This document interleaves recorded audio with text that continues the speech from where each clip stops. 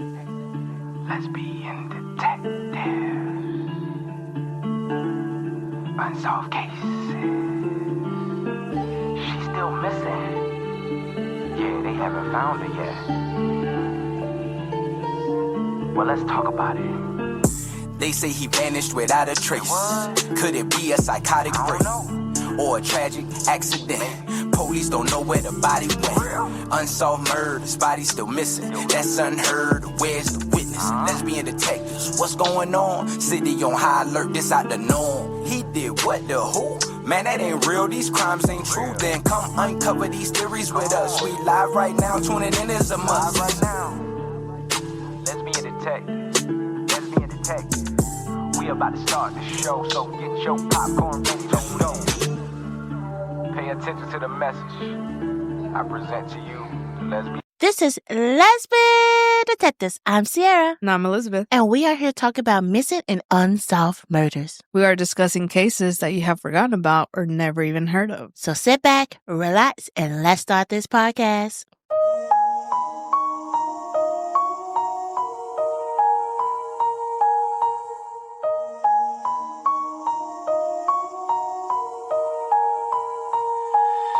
Welcome back, everybody. And let me tell you something exciting happened to us the last week or so.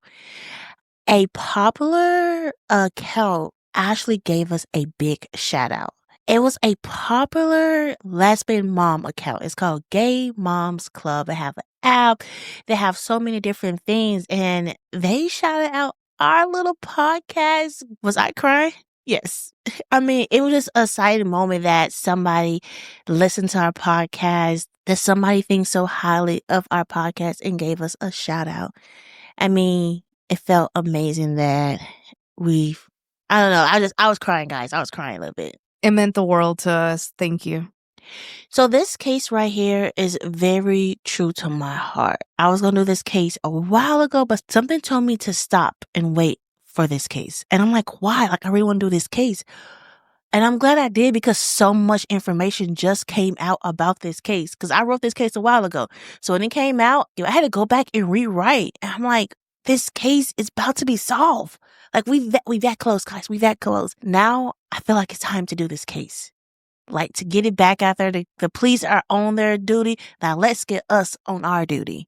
And also, this case does deal with a transgender woman. Her pronouns are she and her, so please respect her pronoun. Now, let's get into the episode. This is a story that begins like so many others. A teenager trying to find her place in the world, navigating identity, family, friendship, and finding love. She was bright, determined, and full of dreams for her future. But for this young woman, her story does not end with independence or a new chapter or even the normal trials of young adulthood. Her story ends in silence, a silence that has stretched for more than a decade. On the evening of November the 20th, 2012, she left her apartment, telling her roommate she would be back soon. She stepped out into the night with her casual confidence of someone who had her whole life ahead of her. She never returned. Tonight, we are going deep into her life, the childhood that shaped her, the struggle to be her true self, the tension that simmered at home, the fight the night before she vanished, and the person authorities now believe may hold the answers. This is a case full of twists, strange disappearance, and unanswered questions. A case that exposed secrets, revealed hidden tension, and left a community refusing to forget. This is the case of Sage Smith. Sage Smith was born on December 13, 1992 in Charlottesville, Virginia. Her name at birth was Deshawn Smith. Her parents, Latasha Dennis and Dean Smith, were already facing challenges in their marriage. Shortly after Sage's birth, they divorced. Her father ended up spending time in prison on a drug charge, and her mother struggled with raising Sage on her own. Because of that, Sage spent part of her childhood living with her grandmother, Cookie. who became one of the most important person in her life. Cookie always described Sage as bright, sensitive. She was the kind of child who wanted to be close, who talked easily, who connected deeply. Cookie will later say she felt like Sage had been given to her for a reason. But Sage's childhood wasn't stable. She moved back and forth between her mother's home and her grandmother's. And at some point, no one is fully clear on the exact chain of events. Sage entered the foster care system. Those years left their mark. They forced Sage to grow up faster than she should have, to become independent, to find their strength in a place children shouldn't need strength. Throughout all of this, something else was growing inside her. The awareness that she wasn't who the world says she was. She didn't identify as a boy. She didn't feel connected to the name she'd been given. But the words and the understanding would come later. During her teenage years, Sage finally allowed herself to speak the truth she had carried for so long. She came out as a transgender. Family reaction varied. Some needed time. Her father needed the most. He didn't understand at first. He struggled with it. And then, according to him, one of his other children confronted him gently. You said you love us no matter what. That moment changed something in him. He realized Sage wasn't trying to shock anyone or challenge anyone. She was simply trying to be who she truly was. From that point forward, he accepted her. It wasn't perfect, but it was progress. And accepting matters. Sage was trying to survive in a world that wasn't built with girls like her in mind. Despite everything, Sage kept moving forward. She was bold, funny, outgoing, and social. She loved fashion, loved wigs, loved dancing, and loved being surrounded by people who made her feel safe. In 2011, Sage did something no one else in her family had done. She graduated from high school. She was proud. Her family was proud. This felt like a turning point, a fresh start. By March of 2012, Sage had carved out a little independence for herself. She had gotten her own apartment in Charlottesville, Virginia, and invited two close friends to move in with her.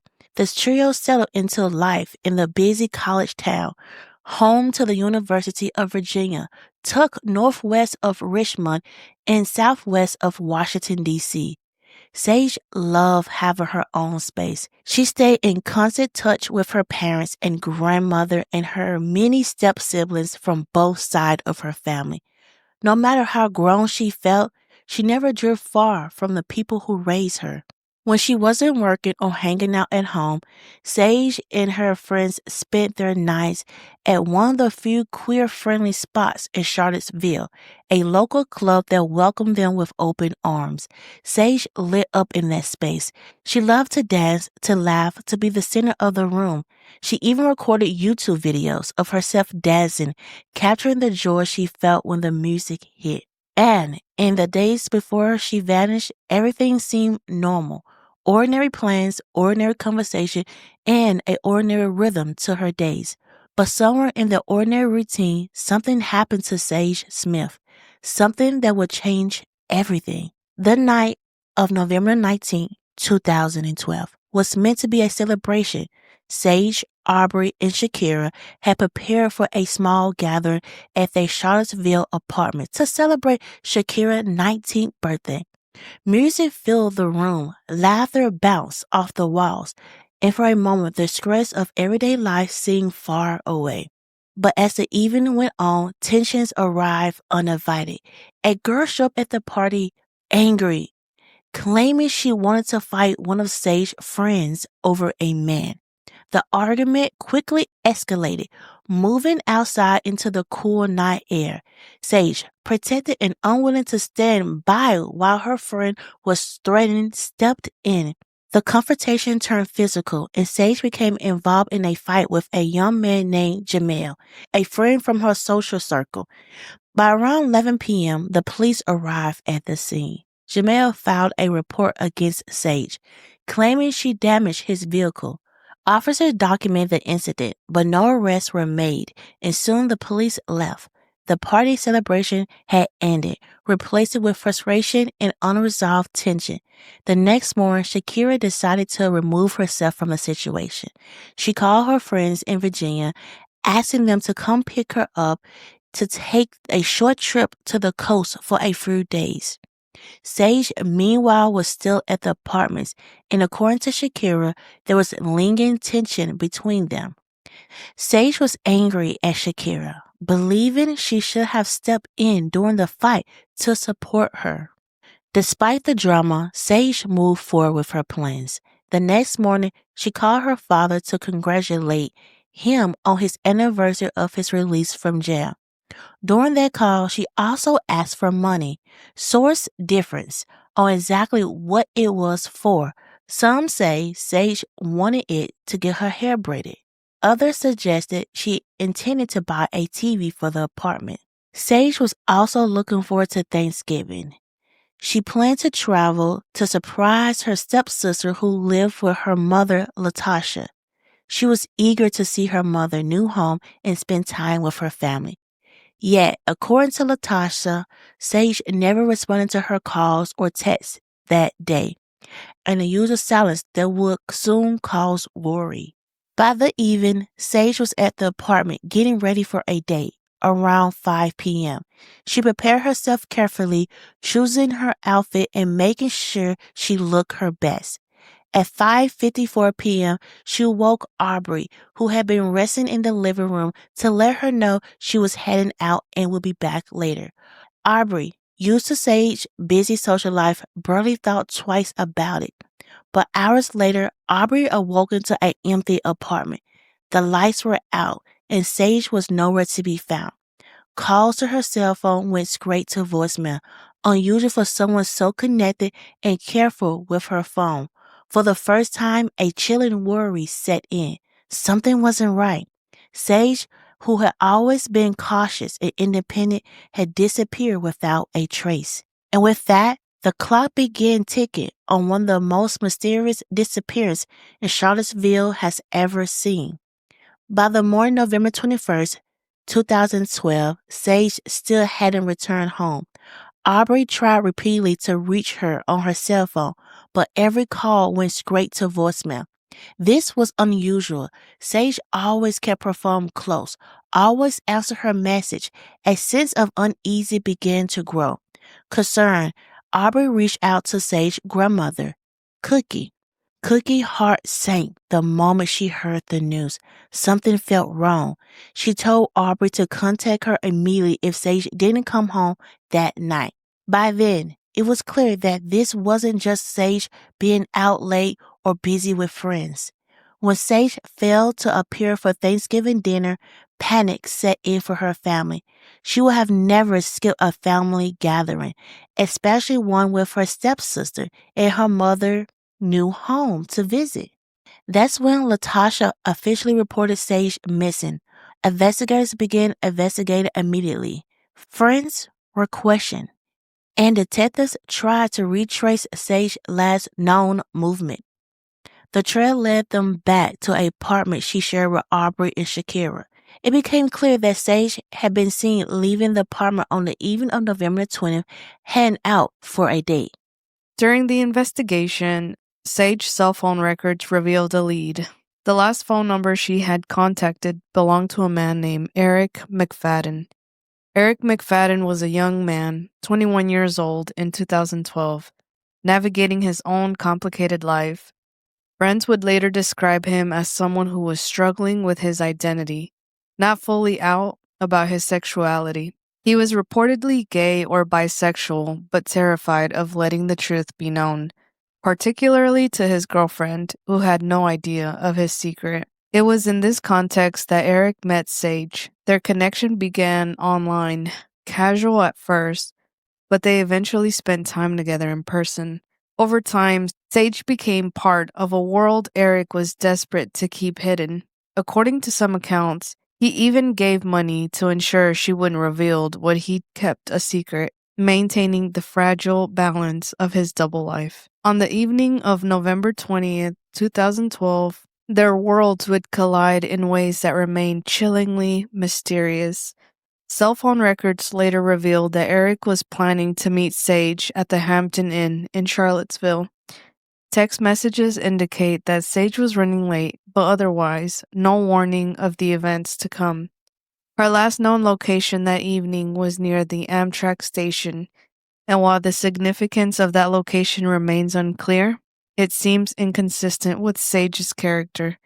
She was cautious by nature, wary of strangers, and deeply excited to visit her family for Thanksgiving. Taking a train across town, away from the comfort of friends and family, was not something she would normally do. The following day, November 21st, Eric made an unusual request of a friend: delete his contact information from their phone. The friend didn't know what to make of it, but the action would later raise serious questions. That same friend eventually reached out to Sage's father, revealing that the number they were tracking belonged to Eric McFadden. By November 24th, Eric's girlfriend, worried by his disappearance, called the police to request a welfare check. Officers went to the apartment in Charlottesville, but found it empty. Later that day, the friend who had contacted Sage's father also approached the police, sharing what he knew about Eric and Sage. On November the 25th, Eric called his girlfriend, claiming he was in Washington, D.C. and needed money. He admitted the police wanted to speak with him. 2 days later, on November the 27th, he finally contacted authorities, this time from New York City. During that conversation, he acknowledged having a relationship with Sage and admitted that he was supposed to meet her on the night she vanished, but she never showed. Police asked Eric to return to Charlottesville, and he agreed over the phone. But once the call ended, he disappeared entirely.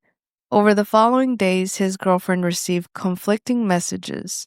On November the 29th, he said he was taking a bus back to Charlottesville and would be met by police. The next day, she reported he had changed his mind. Emails from Eric claimed that Sage had been blackmailing him, threatening to reveal their sexual encounter.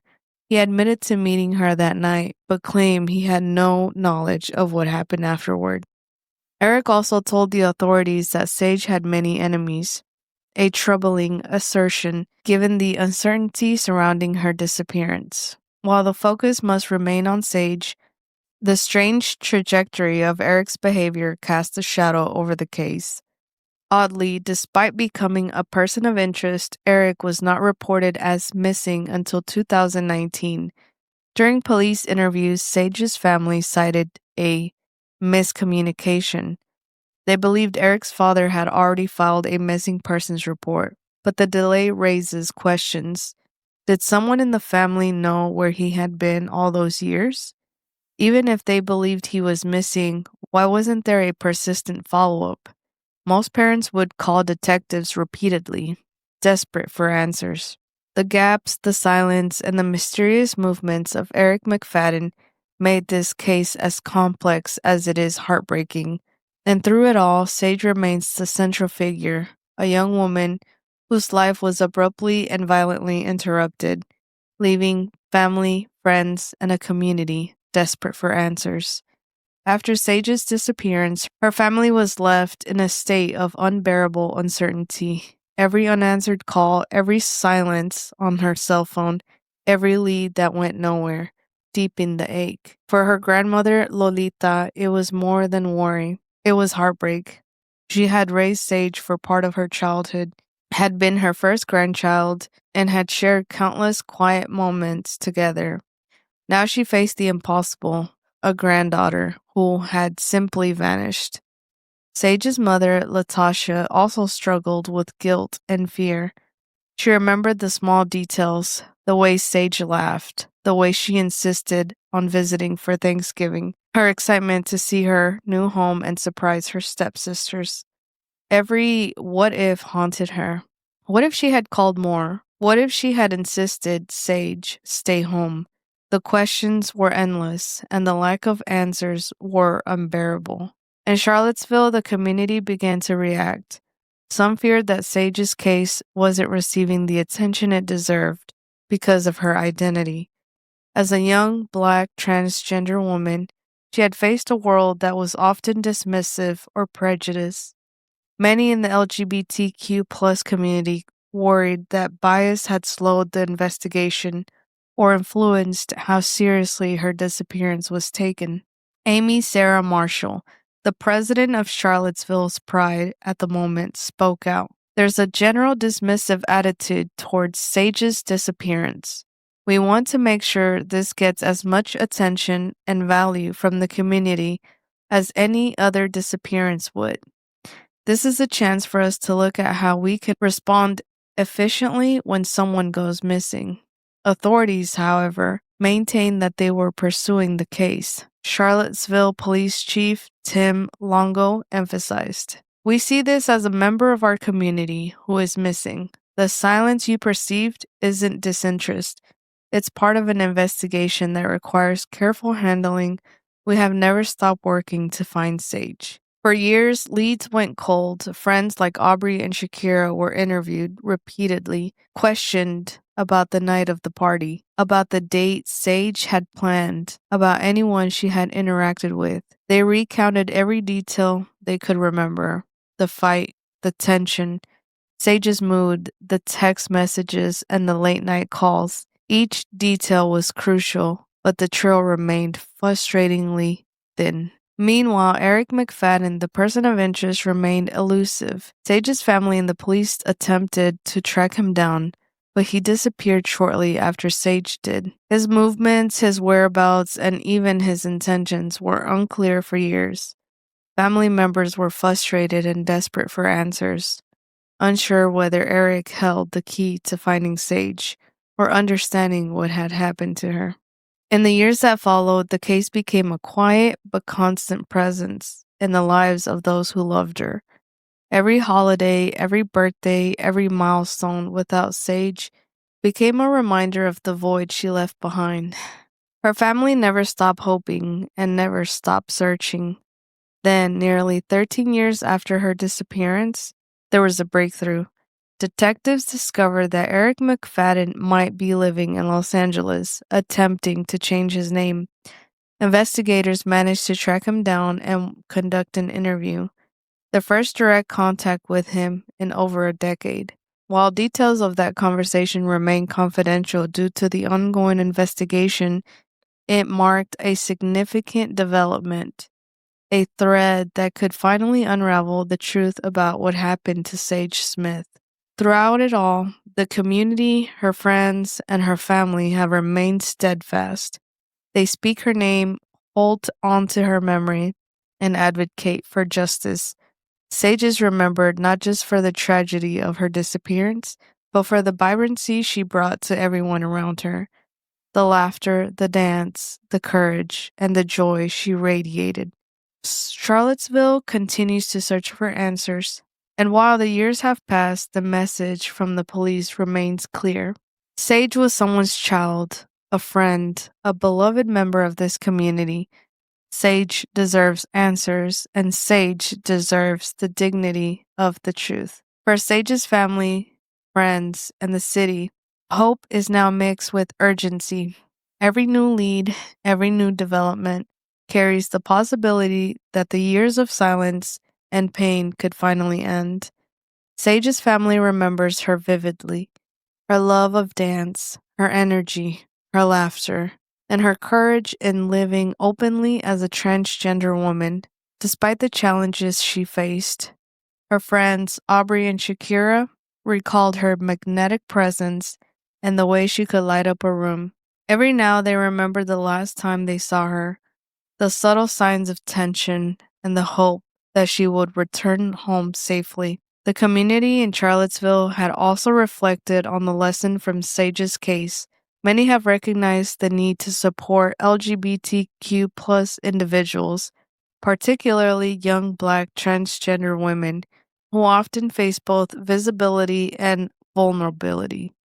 In society, Sage's disappearance had sparked conversation about human rights, equitable attention in missing persons cases, and the responsibility of communities to protect those most at risk. Though the investigation continues, there is a small but vital reassurance. Authorities have not given up. New technology, fresh forensic methods, and persistent detective work continue to provide opportunities for answers. Every person who may have known Sage or Eric McFadden is encouraged to come forward. Even the smallest detail could finally break the case open.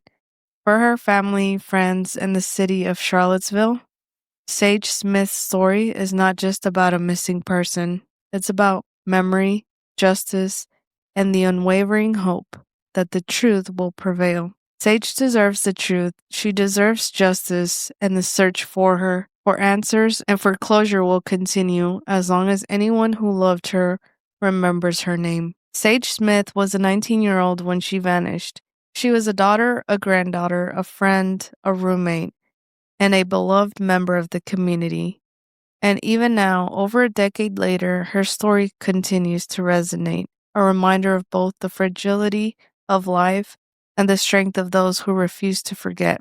As we close tonight's episode, it's impossible not to feel the weight of her story.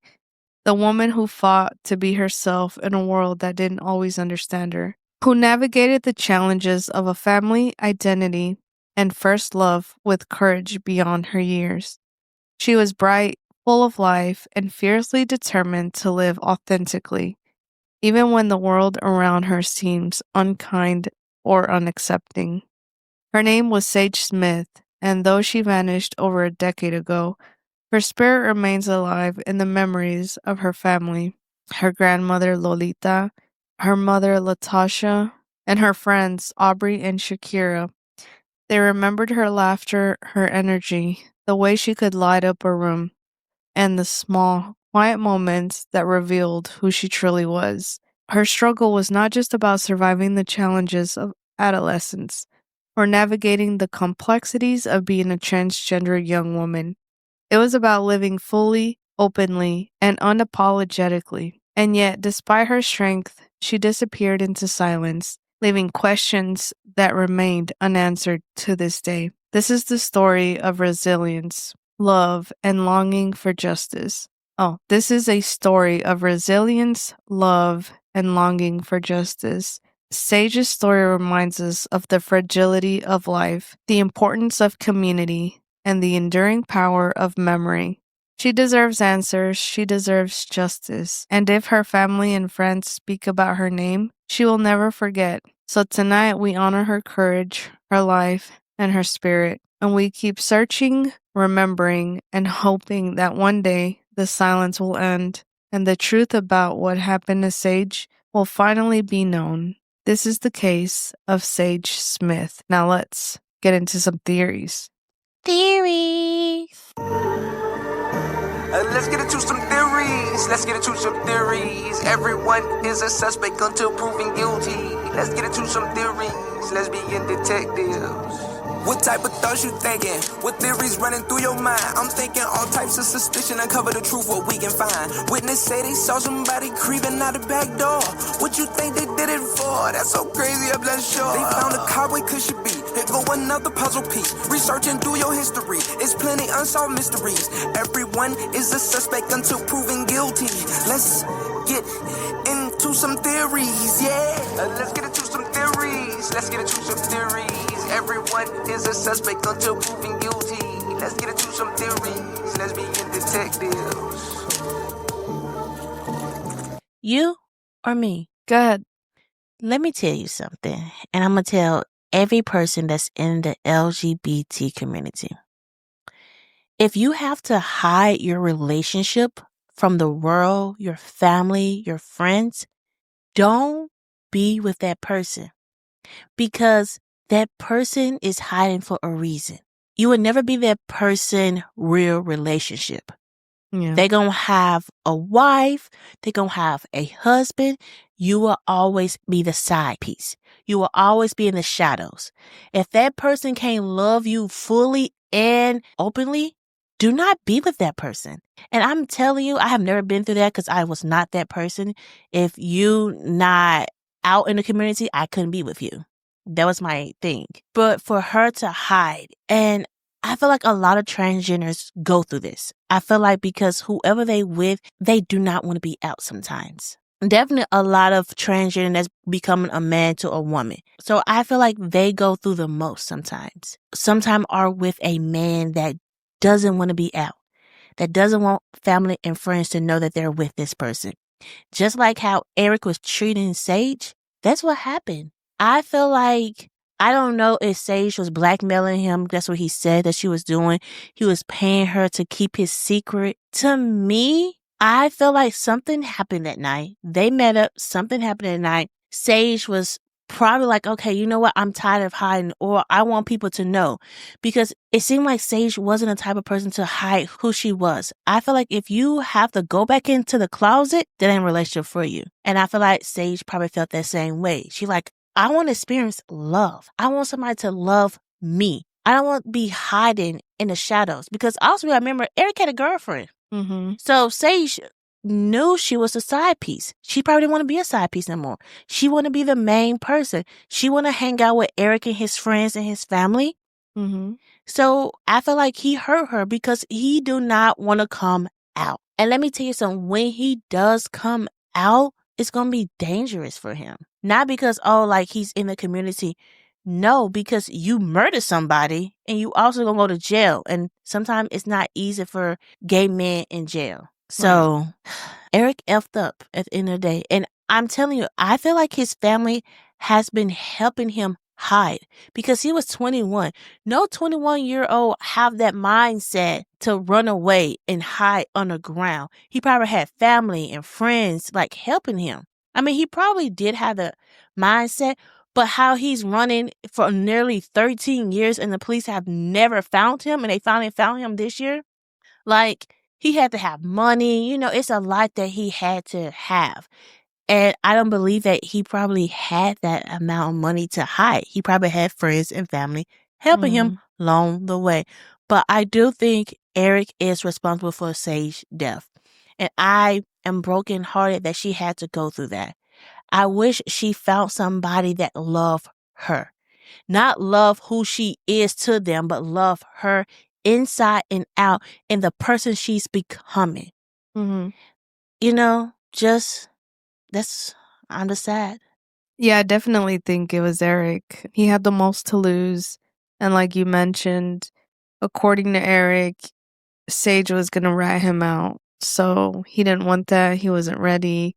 And he started seeing her as a threat, somebody that could end the life that he knew. Mm-hmm. So it wasn't going to go well. But that's what it is. Like, two people always have to be on the same page, you know? And I understand that you might agree to something in the beginning, but we as people evolve, we grow, we change. When something comfortable starts feeling uncomfortable, then it's time to talk. And maybe Sage was like, okay, like I'm done, you know, or I don't want to do this. Of course, you can't threaten somebody who is not out. You're just asking for trouble, but you can say, I'm not okay with this relationship anymore, or I think, you know, I need someone, and you could tell them, like, I need someone who's aligned with things that I want, and that's no longer you. So there's no need to, hey, you're gonna either be with me or I'm gonna rat you out. Like, don't go about it that way. I don't know how true everything is. This was just according to Eric, but to me, it makes him the prime suspect because he had a lot to lose. And they were supposed to meet up that night, and he said they didn't, but then later said that they did. So he was already caught in a lie. He's not a credible source. And he's running away. So it's like everything is pointing to him. I do agree, too, that maybe somebody is funding or helping with money so he can keep being on the run, but he was trying to change his name as well. And it's like, you have things to hide. You have skeletons in your closet. And I don't know if you've seen that meme where it's like, I know you did it, but I can't prove it. There's like a little meme of somebody driving. And that's how I feel. Yeah, and to me, I feel like if you have to if you're part of the LGBT community and you with someone with the same sex as you, or even if you're a transgender woman or male and you with somebody that want to keep you hidden, do not give them an ultimatum. Right. Do not give them an ultimatum. Even if you don't think they will hurt you, don't give them one, because I feel like if I have to give you an ultimatum, that means I know you don't want me. Mm-hmm.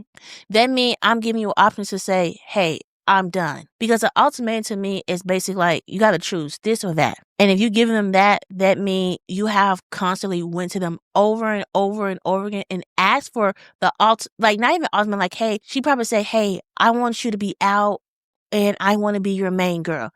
And he like, no, I'm not going to do it. So she finally probably gave him that ultimate, like, hey, if you don't come out, I'm going to tell everybody. And to me, if Sage did that, I'm like, Sage, like, I got to look at you like you can't do that. You can't out somebody. You have to, I was outed by my mom to my family. So that's another story. But I feel like you have to wait for that person to come out the closet their own way. If that person is okay losing you, they wasn't meant for you.